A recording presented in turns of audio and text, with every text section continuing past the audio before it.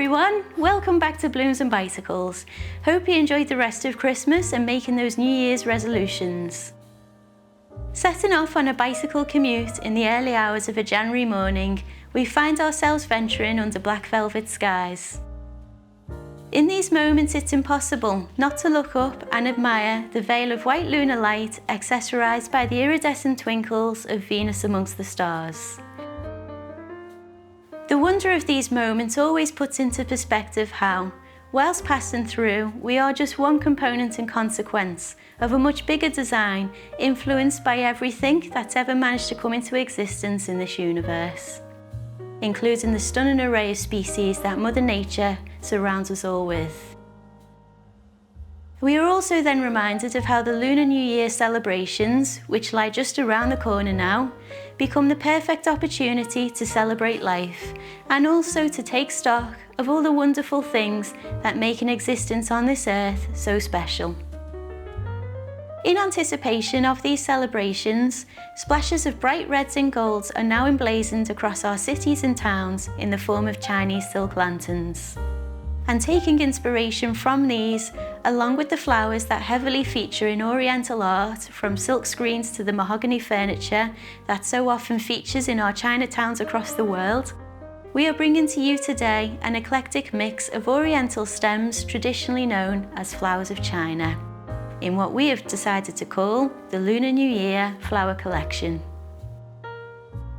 In the introduction of this video today, we've decided to show you how the flowers look when fully in bloom, so you can understand how all of the colours combine in this flower collection.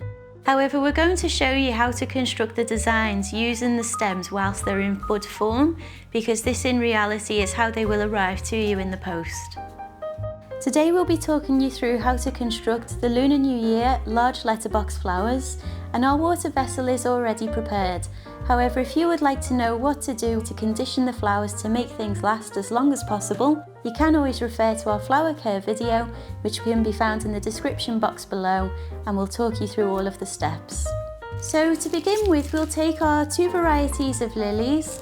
This Anouska Lily is beautiful, and as these petals open, there is a number of different layers, so you have 4 layers of petals in total, so far from the standard lily. And also it develops a dusky pink rim on the outside of each petal and almost makes it look like mother of pearl with an iridescent effect. With the red lilies, these have been chosen because obviously red is the lucky colour for Chinese New Year, so we couldn't not. And then in addition to this, and also on the subject of good luck, we couldn't not feature some bamboo, so we also have this stem of bamboo to create the first part of our grid today. Making sure that all of the leaves are taken away which would fall under the watermark. Sometimes we do choose to leave some of the top leaves on, which I appreciate is maybe a bit unconventional for all of the reasons we outline in our flower care video. So just to say at this point, you don't have to do this if you don't want to, but we will today because they're so intricate in their own right and so pretty, it just adds a bit of interest. So we'll lean one off to the left,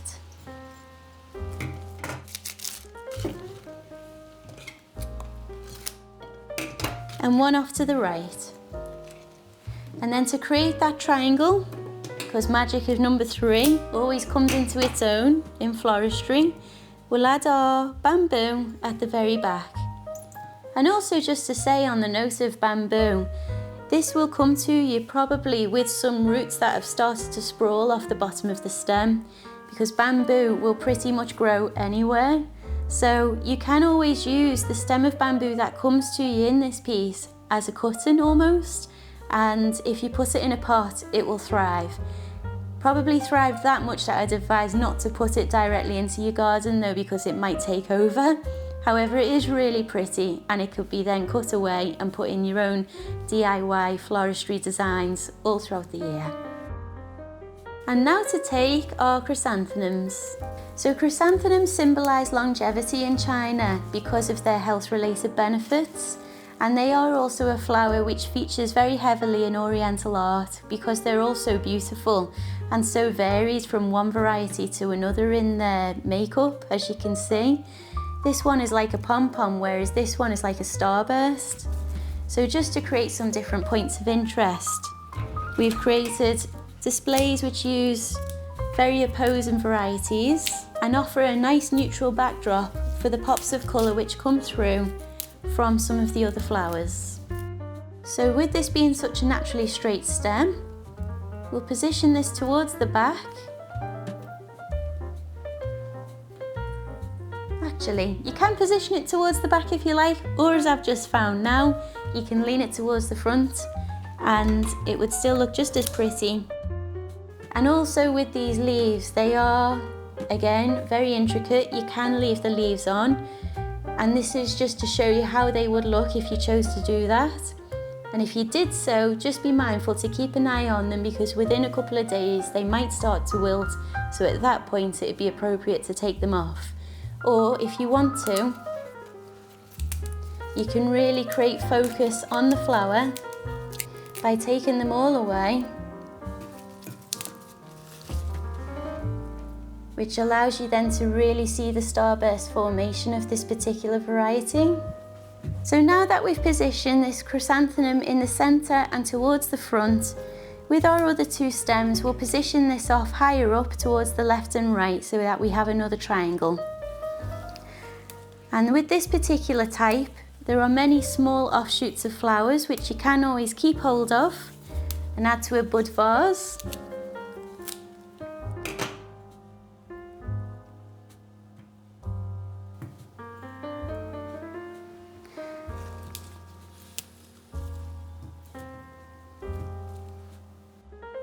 So next to add in our Pennisetum.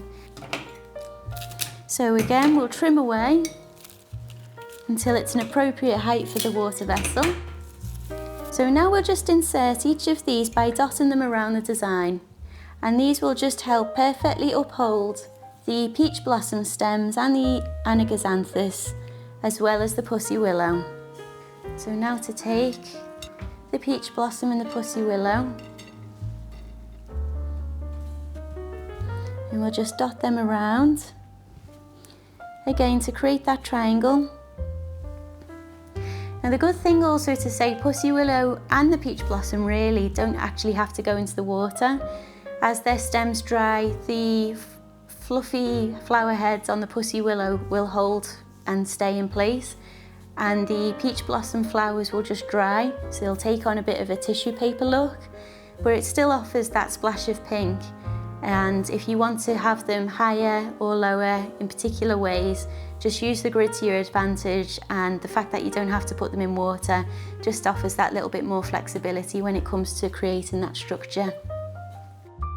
Now to take our Anigozanthos, holding it behind the vase to work out the height, as we always say, we'll now add this into the central area.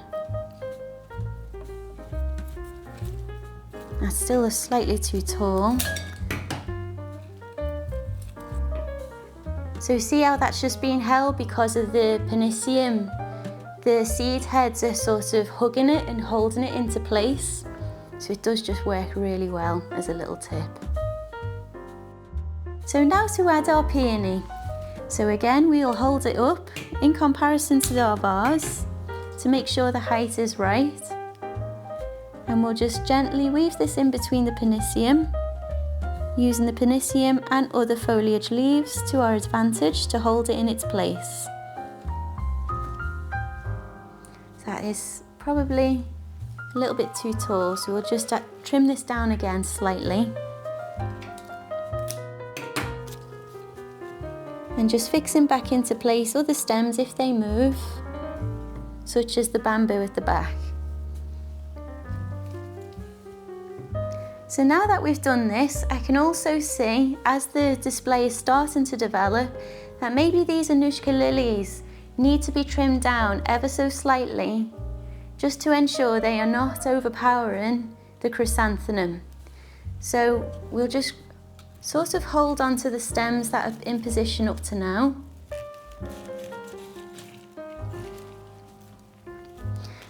We can always just reintroduce things if needed. take away some of those leaves as well, because they will now fall under the watermark because we've reduced the height. And holding this to the vase again before adding it back in. We'll just weave this into the grid until it sits at an angle, which still mirrors the lily on the opposite side.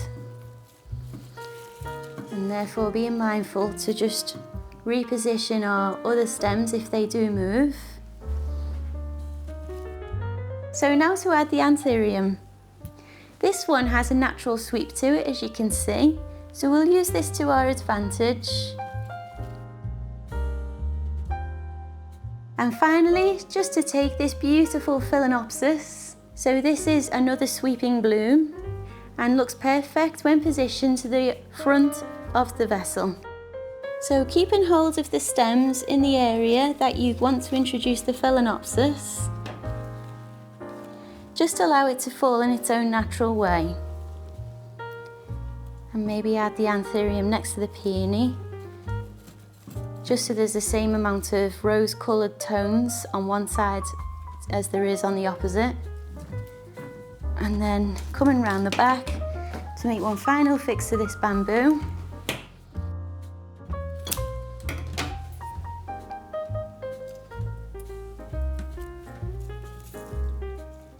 So there we are. I think we've now finally got a beautifully balanced design with as much distribution off to the left as there is to the right, and with a nice gradual cascading of heights from tall at the back to shorter at the front and tumbling out, as you can see with this Phalaenopsis. So now you can see how the design will look a week or so on from when you initially put the display together. So therefore you've got a bit of a before and after. The before of when the stems were in bud as we were doing the display and creating the arrangement before, and now you can see how all the different splashes of colour, when they're combined, come together to create an incredible display in this collection. So that's everything from us today. I hope you enjoy your Lunar New Year, and we really can't wait to see you back here in February for the Valentine's collection. Bye for now.